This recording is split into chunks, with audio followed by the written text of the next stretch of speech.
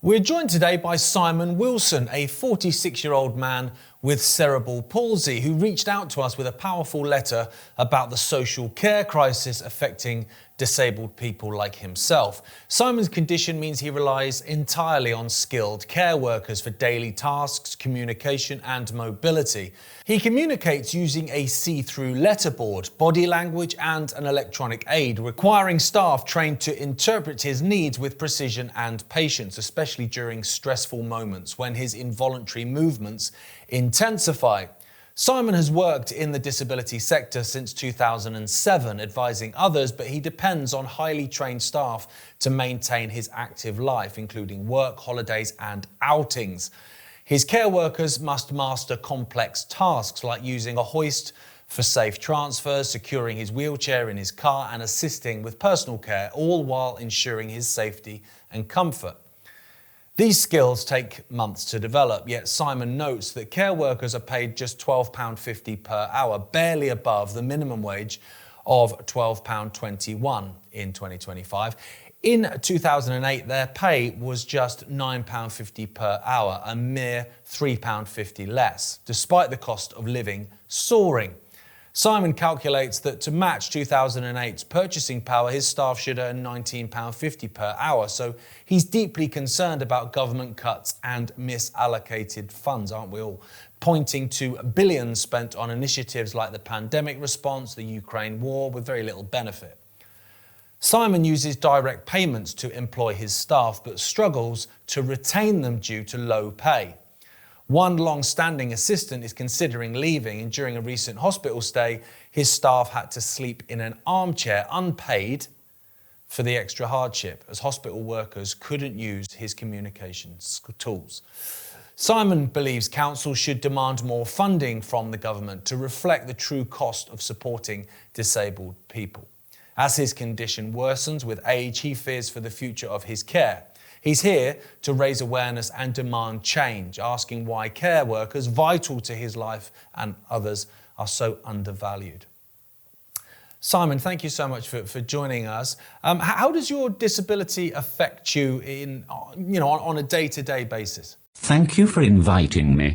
I have been watching Icke since 2021 and you all some great work. I have a disability called cerebral palsy and no speech. My cerebral palsy affects me physically. I use a wheelchair and I need total help with things like my personal needs, cooking, household duties, going out and things like that. I cannot do anything with my hands. My body has involuntary movements. This means my hands and arms just move involuntarily. The messages from my brain gets misinterpreted by my body. Often when I think, I must not move my hand, it just moves. It is vital that I have personal assistants with me all the time to help me. I live independently in my own flat in Brighton and employ a team of 7 personal assistants to help me to do everyday tasks, which I have already mentioned. I get money from social services to do that. I live quite an active life. I am an independent disability consultant, so I work with parents of children with disabilities. I go out to the gym twice a week by car. My staff have to secure my wheelchair in it, which is a bit complicated. I also enjoy going for walks. Fortunately, I have a power pack which goes on my wheelchair to help them to push it. I also employ someone one Friday in 4 to go clubbing. I am aware not everyone enjoys clubbing, so I employ someone for that. I need someone with me for 24 hours a day, 7 days a week to help me live. If I don't have that, I would be really stuck.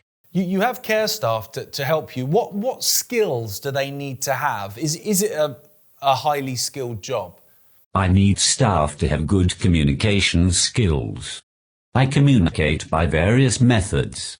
I need staff with good interpersonal and communication skills. Since I have various ways of communicating, such as, with an electronic communication aid, a letterboard and body language, my staff have to be proficient in communicating with me, tuning into what I'm saying. I can use my electronic communication aid myself as it has eye gaze technology, so I can type with my eyes. For example, when I look at a letter for just under a second, it writes it out. With my letterboard, it is see-through with the alphabet on both sides. My communication partner has to hold it up between our faces, so I can point to each letter to spell out the words to form the sentences.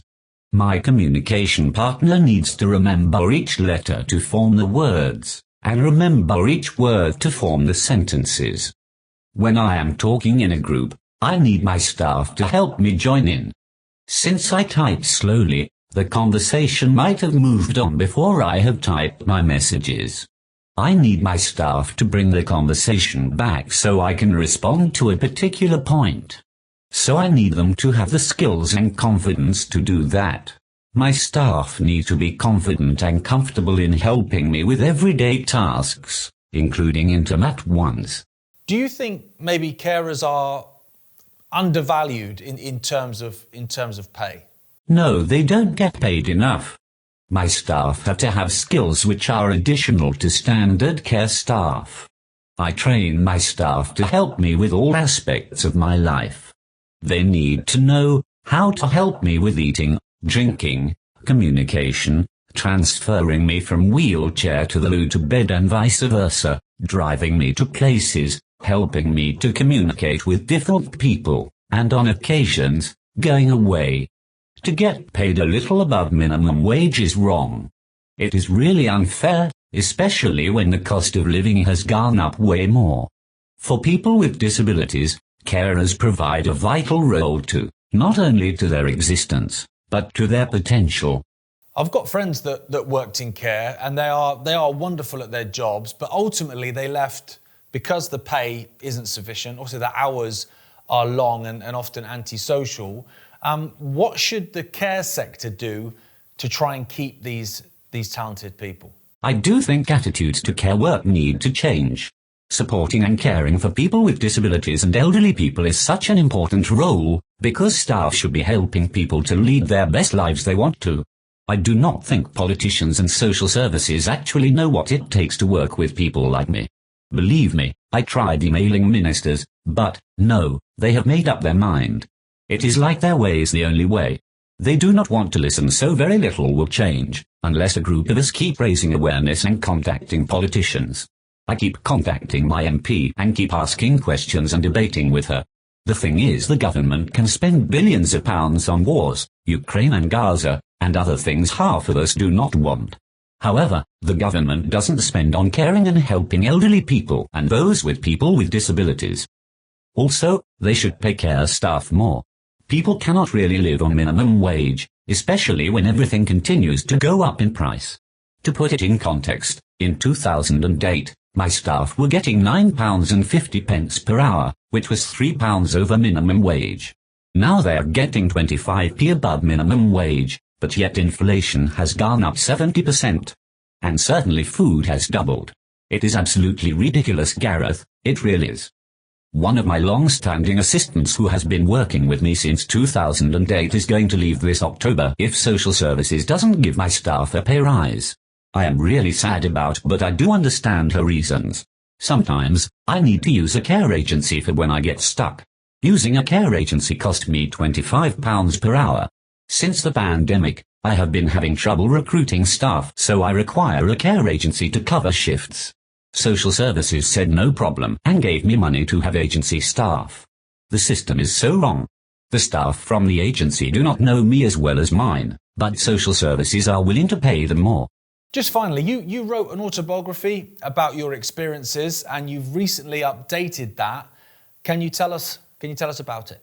I have experienced a lot in my life, going to college, university, achieving a degree, and running my disability consultancy. I had a lot of problems along the way, mainly due to the disability system not being set up properly, and people's attitudes towards people with disabilities. I wanted to write my autobiography to help parents of children with disabilities and professionals to understand what life is like for someone with disabilities. I hope my book will encourage people to keep moving forward regardless what challenges they face, like I have done. I always say there are no such things as barriers, just challenges. My life has been tough, but I have had some wonderful people who saw my fighting spirit, plus I have a wacky sense of humor, and have the determination to achieve what I want. My autobiography will be out in April 2026, so it would be lovely to come back on and talk about it. Thank you, Simon. It was a pleasure to have you with us. People can follow and contact me on Twitter at SimonsAble2024. I would love to hear from care staff, and maybe we can get something going. Thanks Gareth for inviting me on the show. I feel it is important for people to know what is going on with people with disabilities, and the injustices we have to face. Finally, it is great meeting you. Our final guests this evening join us from the